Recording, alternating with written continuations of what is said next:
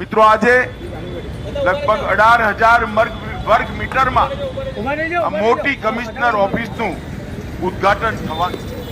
લગભગ 140 કરોડ રૂપિયાના ખર્ચે 7 માળની આ ઇમારત, એની અંદર state of the art technology છે એટલું જ નહીં, સાથે સાથે જવાનોને ચુસ્ત દુરુસ્ત રાખવા માટે જિમ્નેશિયમ, નાગરિકોની વ્યવસ્થા માટે પાર્કિંગની સુવિધા, સીસીટીવી, ફાયર સેફટી અને સેન્ટ્રલાઇઝ એસીની વ્યવસ્થા પણ કરવામાં આવી છે।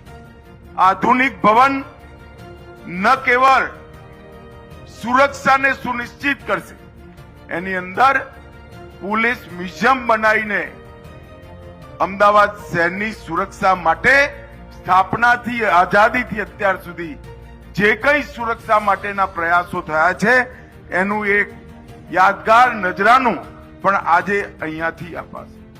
જે પોલીસ કર્મચારીઓએ નાગરિકોની રક્ષા માટે શહીદગી વોરી, એમના સ્મારકમાં એક સુંદર શહીદ સ્મારકનું પણ અહીંયા રચના કરવામાં આવી છે। જન સુવિધા કેન્દ્ર અને એક કંટ્રોલ રૂમ જે સમગ્ર અમદાવાદના ખૂણે ખૂણાને આવરી લઈ સમગ્ર અમદાવાદની સુરક્ષાની સુનિશ્ચિતતા કરશે એવું આધુનિક પોલીસ કમિશનરની ઓફિસનું આજે ઉદ્ઘાટન થઈ રહ્યું છે। હું અહીંયાથી જ સંસદ સભ્ય છું। ભૂપેન્દ્રભાઈ, તમારો અને હર્ષભાઈનો ખૂબ ખૂબ ધન્યવાદ, આભાર કે અમદાવાદના નાગરિકોને તમે ખૂબ સુંદર આજે ભેટ આપી છે।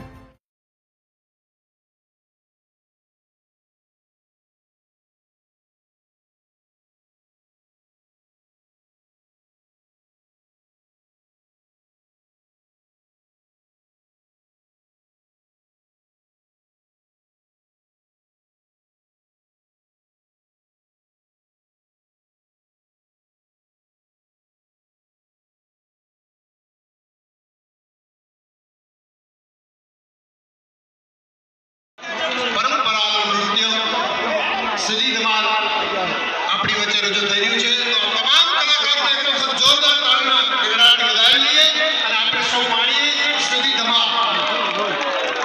ડાયરો એટલે શું હે? તો ડાયરો છે સૌરાજ કચ્છનો કસુંબલ ચટકો છે। ડાયરો આપણા લોક જીવનના લોકગીતનો લાલ ચટાક લટકો છે। અરે શહેર ભલે ફેશનમાં લાગે પણ ડાયરામાં હજી ગામડા ગાજે છે। ડાયરામાં દુહા છંદનો ધબકાર છે। ડાયરાના ગીતોમાં પ્રેમ અને વિરહની વેદનાનો દેશ વિદેશમાં નામ છે। ઇન્ટરનેશનલ આર્ટિસ્ટ છે એવા સીધી ધમાલ આપણે અહીંયા માણવા જઈ રહ્યા છીએ। અને કલાકારોને વિનંતી કરું હા